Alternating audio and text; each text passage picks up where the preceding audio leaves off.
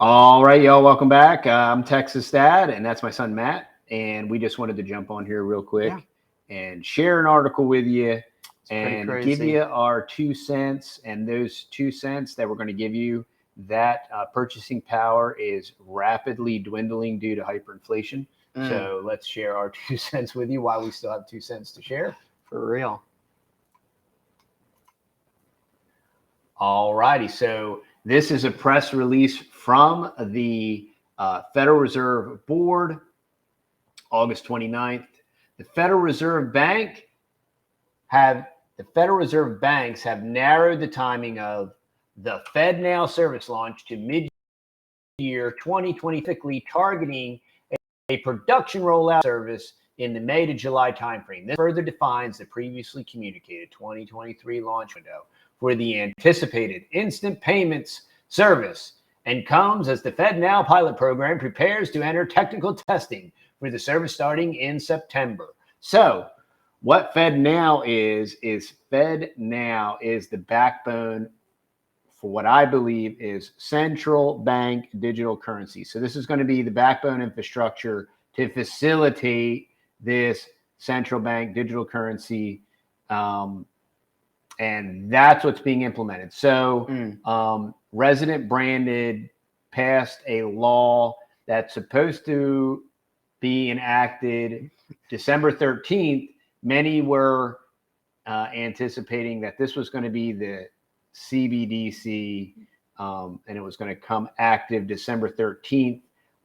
The reason that I don't believe so as of right now is because I believe this is the backbone infrastructure for that. They're still testing it and they're still rolling it out. Now, that doesn't mean that that's subject to change like immediately.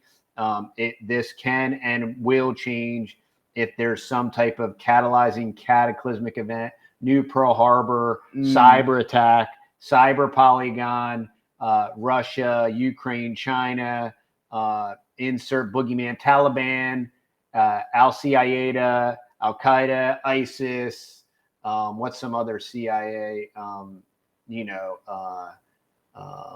the Sandinistas, maybe, Iran Contra, whatever it takes, y'all, whatever it takes. Okay, today, with the FedNow launch date in sight, we are pleased with collaboration and dedication our pilot participants have brought to advance modern payments in America. Because up until now, we've been in the Stone Age. Yep, pretty much. Right. Said Esther George, President and CEO of the Federal Reserve Bank of Kansas and executive sponsor of the FedNow program. Currently, more than 120 organizations are participating in the FedNow pilot program. Woohoo! Recent newcomers include U.S. Bank, Exchange Bank, and several payment processors and solution providers, including Alacrity Payments, LLC, ECS, Fin, Inc., Form 3, and Modusbox, Inc. All of those incredibly, you've heard of all these, Alacrity Payments and whatever, Modusbox. Oh, thank you, Modusbox. So what you're going to notice in this brief article is a lot of repetitive nothingness. Yep. Okay. Just instant. So it's going to say anything and everything and nothing at the same time. Pretty much. And it's a puff piece. It's propaganda. It's programming. The FedNow service will be accessible to financial institutions of any size, helping broaden the reach of the instant payments to communities nationwide. Financial institutions participating in the service will be able to provide businesses and consumers with the ability to send and receive instant payments efficiently and securely, because up until now, we haven't been able to do that. No, it's taken like months to send money everywhere. We're all waiting. And it's hilarious, y'all. I mean, I have credit cards, and if Texas Mom or the boys go out and buy something, I am I'm instantly notified. They got it down. Like it went from, oh, you had to like put it in the slot and slip it to like tap. So now you just take your little card and like barely have to tap and it's like, boop, done. Yeah, and I'm instantly notified. That's instant. And that's whether it's a credit card, that's whether it's a debit card. So it can be a debit transaction. I'm instantly notified. And all of these funds have always been instantly available. especially when it's larger financial institutions. And it would always get on my nerves. We just bought a piece of property a couple months ago, and it annoys me so bad when you get these large institutional checks. It's coming from a large financial institution, and it was a cash payment, and this is a certified check, and then you take it to your bank, and well, this is going to take 3 days to clear. I mean, unless you pay this fee. Now, if you pay this fee, it can be available instantly. But if you don't pay this fee, it's going to take 3 days to find out if the routing number and the account number, that's all part of our digital instant system. It's going to take days to figure out if this is real or not. No, they know, it goes into their slush fund. They get interest on it. And they've been playing this 3 to 5 to 10 business days stuff to aggrandize themselves at our expense by slush funding our money, saying that it's not available. So now the $1 million question is why now are instant payments so important? And everybody's clamoring for instant payments, and everybody needs instant payments. And guess what? You want it. You got it. We are just here to help you. And we're going to provide you with instant transactions and instant payments. You know why?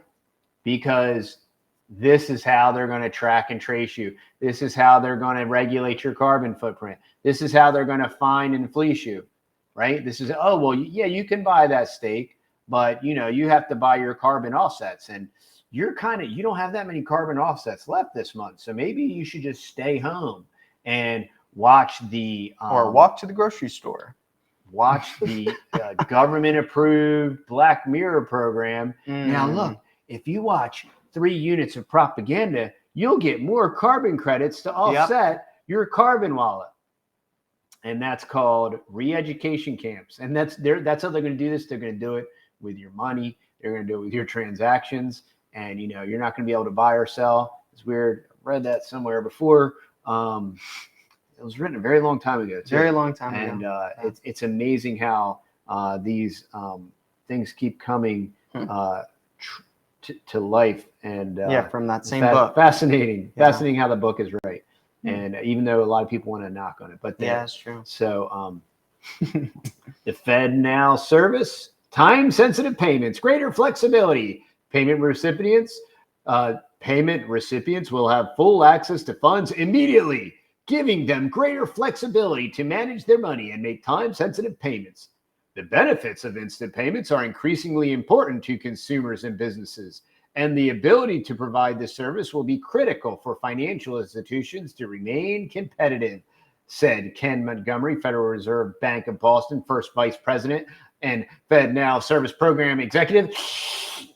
Next year, financial institutions will be able to use the FedNow service as a springboard to provide innovative solutions to their customers.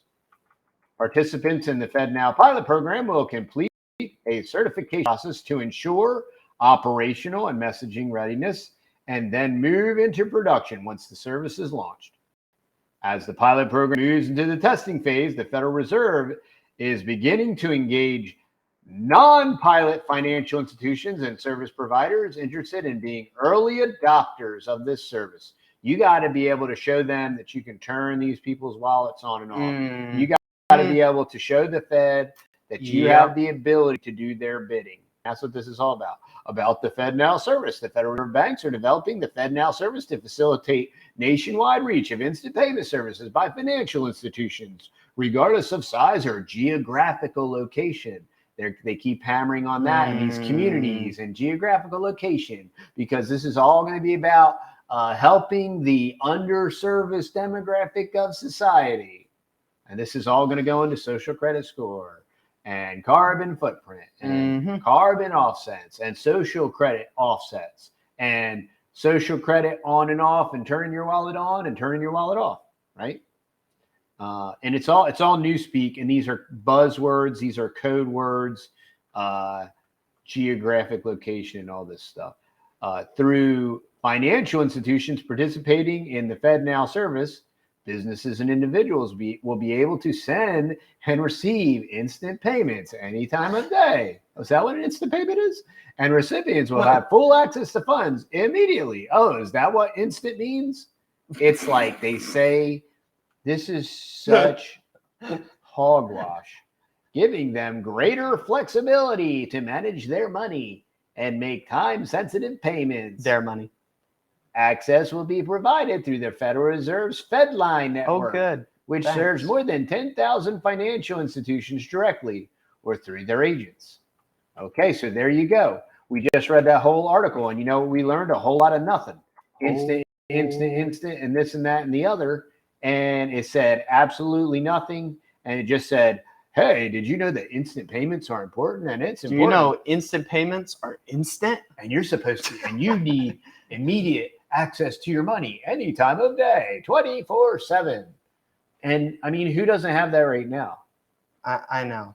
You know, this is just propaganda. It's programming. And this is why we talk about parallel economies. This is why we talk about developing your community, developing your network, loving your neighbor, because part of our parallel economy, you know, so this groups like the beefinitiative.com and Texas Slim, you know, they're developing grass-fed beef network that's backbone upon cryptocurrency like Bitcoin, right? Because that's a parallel economy. So they want to still be able to offer their product online in the digital space delivered to your door. And they want to create the parallel economy to go around any type of CBDC move using crypto. Crypto has lots of pros and cons.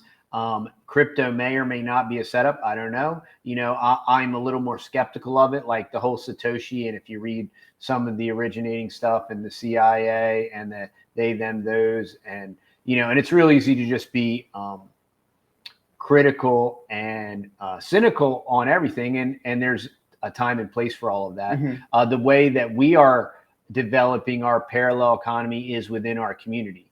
Yes. You know, we our hens aren't laying as heavy as we need them to right now. So we needed some more eggs. So we drove up the street to the little white stand on the side of the road, and we bought a couple dozen eggs from our neighbor. And that's all part of our parallel economy. Now, we did that with our fiat currency, right? With our paper. Now, the day and time may and probably will come where those aren't available. Mm-hmm. So then what will we do? We will barter, we will trade, we will exchange, whether it's services, whether it's other goods, whether it's hard work, whether it's work, whether it's lumber. I mean, knowledge. We have a wood mill, right? So we can trade. We already made one barter. Last week we were bringing in a pig to the butcher, and our neighbor was like, "Hey, I got a pig, and I'll give him to you if I can barter with some lumber." So we're like, "Yeah, sure, we'll put it on your tab." So so he has an instant transaction, so as soon as he wants it, and so he has an instant balance here in the parallel economy. And when he wants to transact, it's like Fed in now. Lumber, he can get wood now. And you know, that transaction will be instant at 24/7 at his disposal, 7 days a week. 7 days a week, and it'll be convenient. And you know, we joke because you kind of got to joke because it's kind of crazy and it's nuts.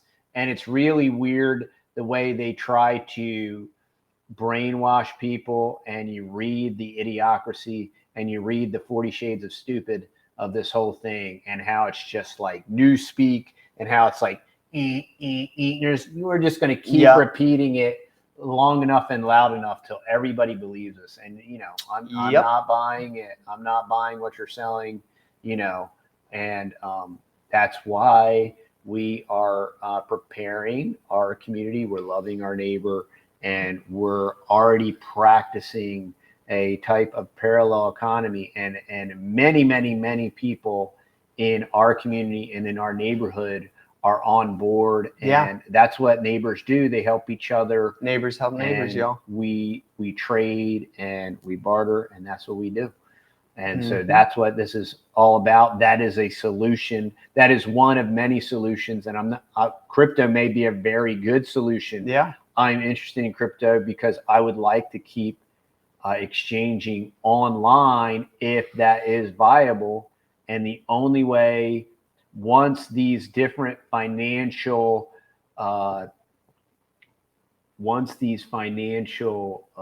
very draconian financial measures are taken to just absorb any type of financial autonomy. The digital way, the only digital workaround I see is some type of crypto, whatever it is. That's the only way I see in a digital space. In a real space, it's much less complicated. It becomes, what complicates it is, does anybody in your geographical region have the goods or services that you're looking for? That's where the advantage of the digital network is exponential, because there's someone at a distance that has the good or service you're looking for, and you have a modicum of exchange that you can trade with them. That's the value that I see in crypto. And I'm not up to speed enough to be confident on it to know exactly how to proceed with it. But that's why we continue to try, fail, and adjust, and educate ourselves and learn and keep learning and be a forever learner and keep trying. And so that's what we're doing.